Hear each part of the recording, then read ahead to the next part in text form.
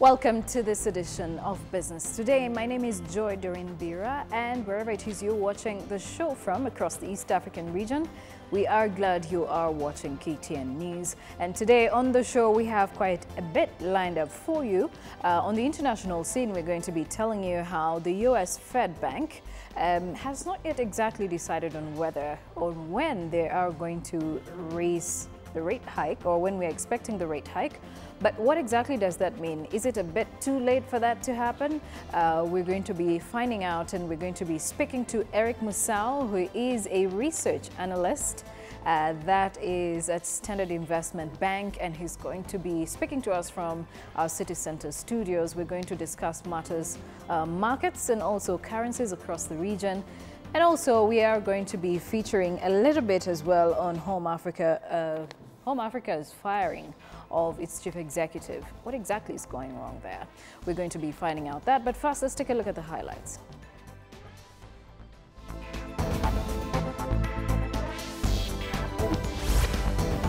The Kenya shilling slides further, touching 105 shillings and 10 cents.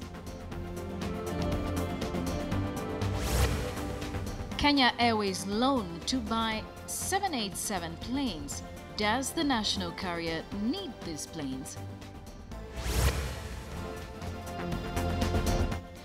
Is it too late for the US Federal Bank rate hike?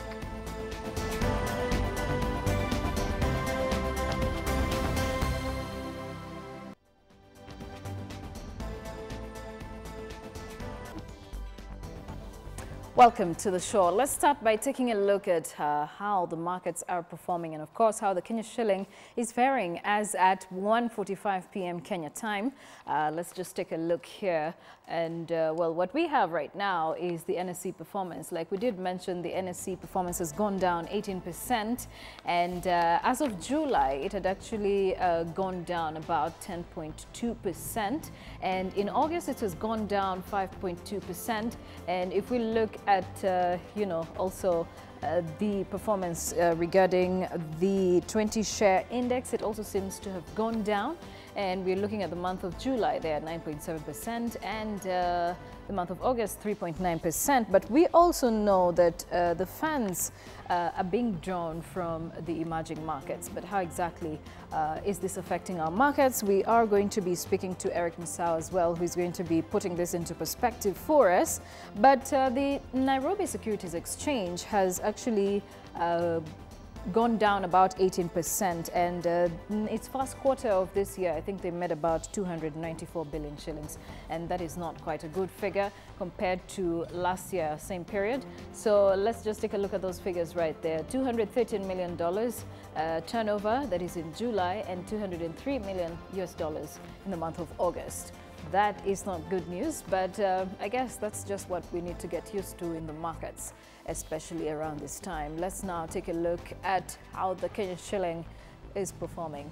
Not quite good, and today it did hit the 105 shilling mark. But Kenya shilling has weakened past the 105 shilling mark today, reaching the lowest level since 2011, as it came under increasing pressure due to inflated demand from companies looking to buy dollars at current rates out of fear the local currency would weaken further. Commercial banks quoted the shilling at about 104 shillings and 90 cents buying and 105 shillings and 10 cents selling to the dollar, compared to yesterday's close of 104 shillings and 65 cents buying and 104 shillings 75 cents selling to the dollar. According to traders, panicky buyers were creating abnormal demand on the weak shilling, which was a depreciation of a self-fulfilling prophecy.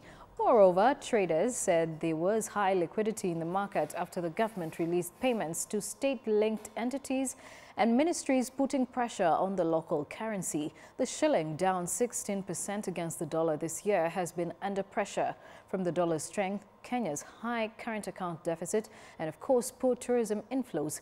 Kenya's Central Bank has in the past few months periodically intervened in the market to support the currency by selling dollars.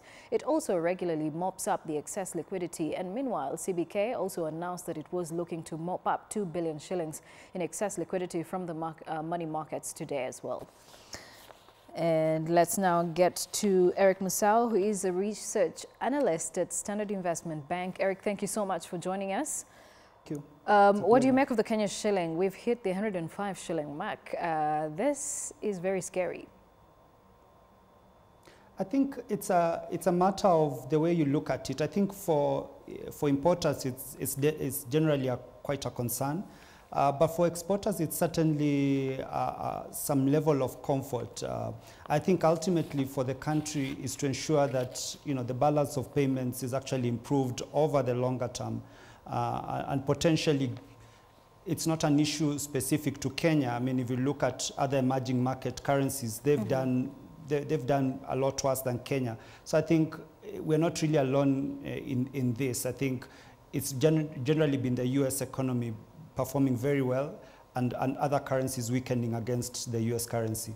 All right, and you did mention that the exporters are having a ball at this, but let's look at the regional currencies as well. The Uganda shilling has also suffered quite big time. Tanzania's shilling as well has suffered. The Rwanda franc not so much, but which of the sectors in this case are going to be most affected by the US dollar gaining more value?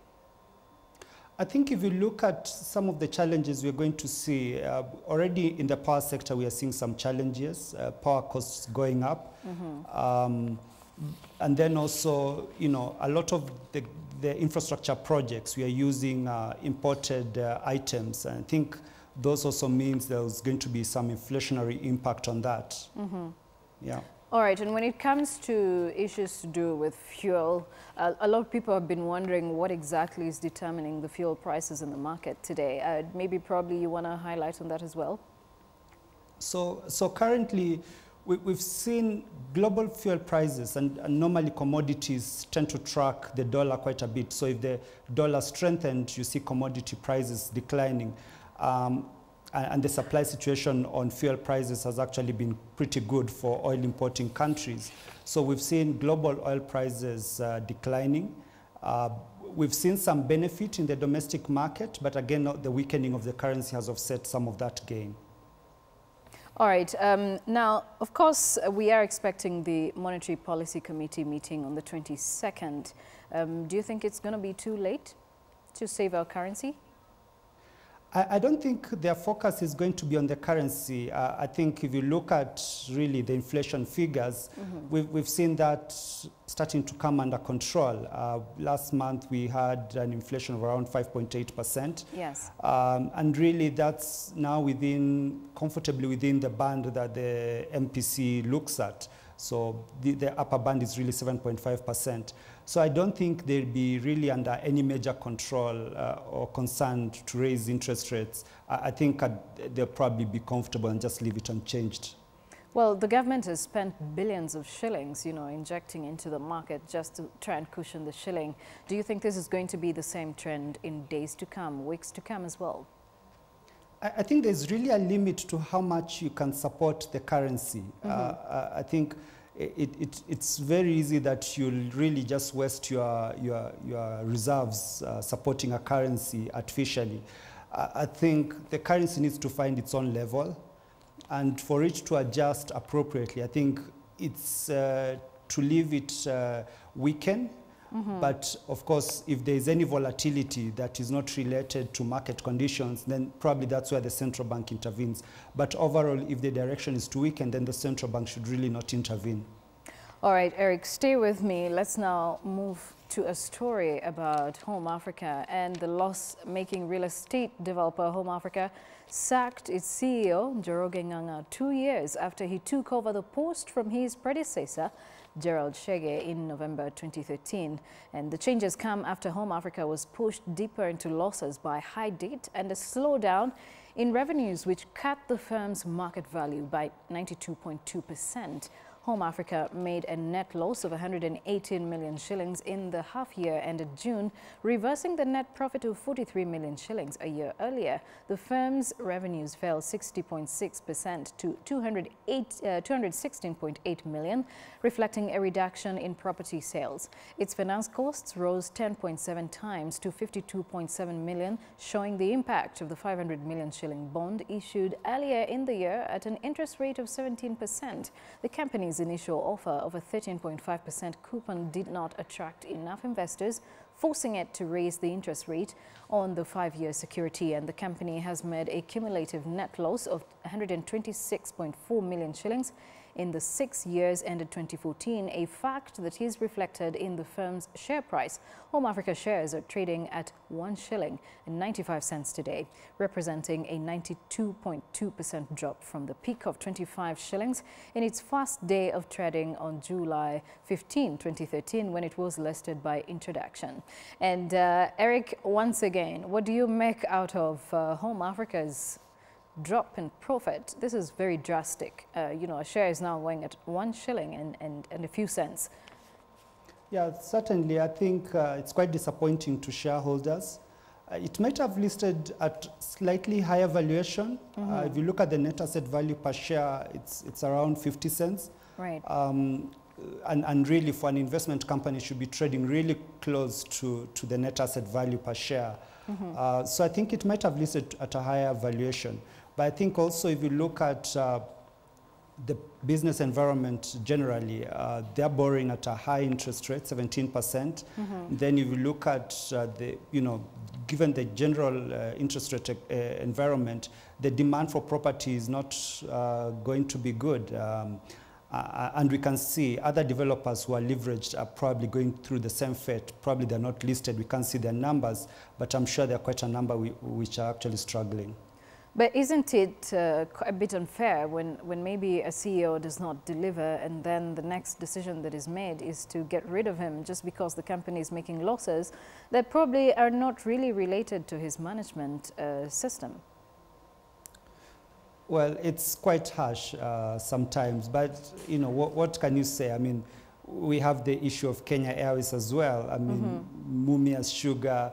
I think the market always demands that management is better prepared for situations foreseen and unforeseen. And I think it's really the decision of the board to ensure that they direct that in the right direction and they have the right skills in place to focus on the challenges of the business. And with the share price as well going down from about 25 shillings in 2013 when they first traded now to 1 shilling and 25 cents, do you think the company is going to get out of this? Well, I think the company is still solvent. It does have retained earnings are negative. So for it to eventually reach a position where it can actually pay a dividend, it's going to take a bit of time. And probably it might require even additional equity if you think about it, because at the current interest rates and the demand for property being quite slow, I think it's facing a difficult position going forward. And in general, looking at the real estate market in Kenya today, what is your make of it? Do you think we're going to see an upward trend? Or is it just what Home Africa is telling us, that the entire market is not doing too well? I think when you're looking at real estate, you have to be very careful. I think land has been a major concern, the cost of land. And that accounting for about 40% of development, I think is a bit too high. The supply of service land has been slow coming into the market. And I think the opening up of infrastructure, you know, electricity, water, you know, paved roads outside of Nairobi especially will be quite important to ensure that you can actually deliver affordable housing. Because some of the property prices at the moment, if you look at it, they are not really value for money, even if you benchmark Kenya against other markets. So it makes a lot more sense to open up a lot more cheap land, so that the properties that come into the market are a lot more available to the general public. All right, going back to Home Africa, this is a company that actually did a bond in 2014 because they wanted to expand. And then they hoped to raise 1 billion shillings, but they only managed to get 500 million shillings. What does this say about investors or investor interest?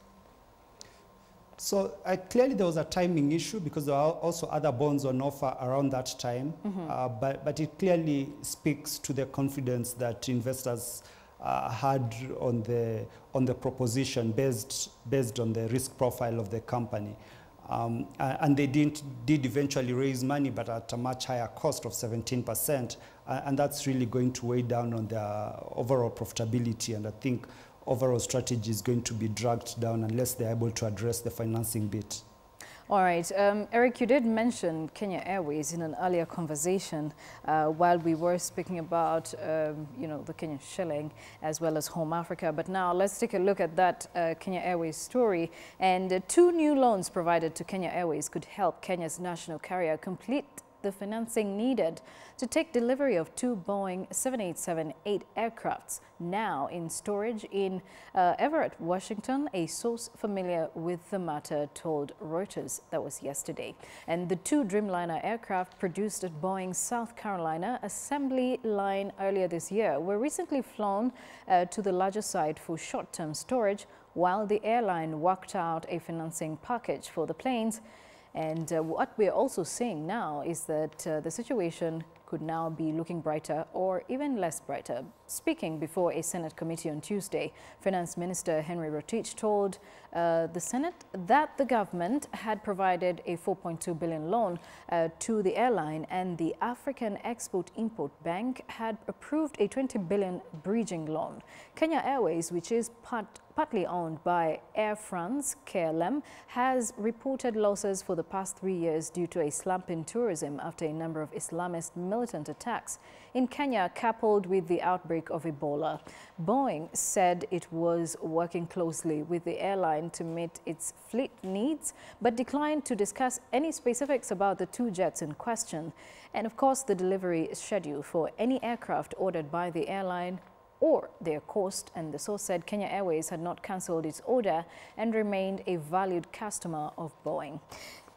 And now let's move on to another story, but in relation to KQ. World Bank's private lending arm, International Finance Corporation, IFC, has demanded for a sit on the board of the troubled Kenya Airways, suggesting that the US-based financial institution wants to have a say on how the airline is managed. National Treasury Cabinet Secretary Henry Rotich said such changes would require a review of the current shareholder agreement to accommodate IFC, which is KQ's 3rd largest stakeholder with a 9.56% holding acquired during the 2012 rights issue. IFC is also among KQ's biggest lenders, and Kenya Airways sought a 7 billion shilling credit facility from the IFC at the prevailing exchange rates in 2012.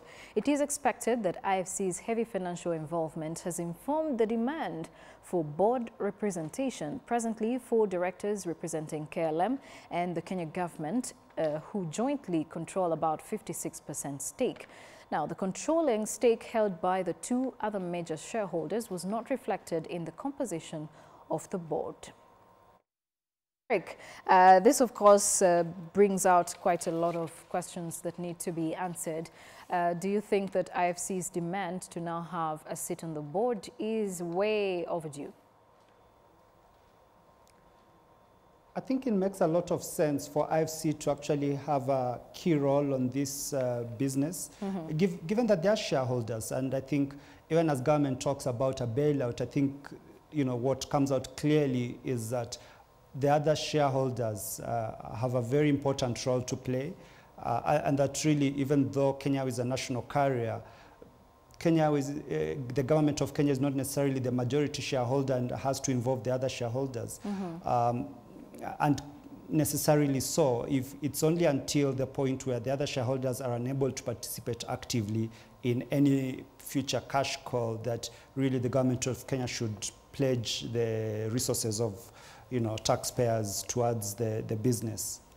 All right, but do you think that a lot is going to change if, say, IFC was to have a place on the board? Is this going to help in any way to, see the company again making profits?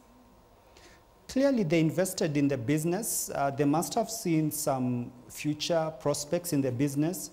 And given the number of board members and their position in the business, they are entitled to at least a position in the board, and they could bring in important knowledge to ensure that the business improves. But clearly, over the longer term, the business requires very significant equity capital. I think if you look at the initial investment, they probably underinvested, and the equity investment wasn't substantial enough to really cover the plans that the airline was looking at. All right, we're looking at the airline, that is KQ, that was meant to pay its salaries on the 20th of August, and a number of them are still waiting for these salaries. So when it comes to the decisions that they're making, buying planes, do they really need these planes? It's very difficult decision for management of Kenya Airways. Remember, these orders were placed years ago. Yes. And for aviation, that's the nature. You place your orders way in advance in anticipation of certain levels of demand conditions. That has not happened, but if Boeing has produced the aircraft, you already paid the deposit. You really have to take delivery, and the idea is to maybe you take delivery, try and find another buyer or find an alternative for the aircraft, because at the moment they're really not utilizing the current aircraft sufficiently. All right. And also the National Treasurer, that is Henry Rotich, did mention that the company was going to see quite a bit of restructuring in its management. Do you think this is going to reverse some of those losses made? It might not necessarily be sufficient. Some of the challenges of this business are not entirely for management issues. Right. The aviation industry generally is quite volatile, requires a lot of capital. I mentioned about the rights issue, which really wasn't sufficient. So I think if you combine that, the cost structure of the airline, there'll be a lot of measures which will need to be taken, whether by the current management or by future management, in order to ensure that the airline is competitive again. And it might take a very long time. We've seen South African Airways struggling once it started going down the bailout route. So it's really difficult to tell, but very significant resources needs to be placed to the airline. Do you think that, or in general, the aviation industry across the African continent is struggling? Because about 3 months ago, Air Zimbabwe had to fly one passenger from, I think, Joburg to, is it Livingstone? And at this point in time, we are asking, what exactly is happening to the industry? Yeah, and that's a very good pointer. If you look at like the US, one of the best markets in aviation, load factors are over 80%, and that's an average. So you can comfortably picture an average flight in the US generally is almost always full. With that kind of estimation, and people also plan a lot earlier, in such markets. If you look at Africa, the people don't plan that far ahead, and the load factors are really slow. If you look at Kenya Airways, you're looking load factors of around 63%. They really need to be at load factors of around 70% to really make profits. So you can really see the disparity on the airline, and really it's not something that you can really resolve easily. So the revenue management element needs to be a key focus, and I think they're already focusing on it. But resolution of that might not be entirely easy. All right. Eric, do stay with me. I'm sure we have quite more to discuss, especially when it comes to the Fed rate hike. I'm sure you have great insights on this one. But we're going to take a short break now. We'll return and also talk more regarding the markets, how the U.S. markets are performing and how they continue to affect us. Should we now say this is the new normal that we are looking at? This and more is coming up after the break.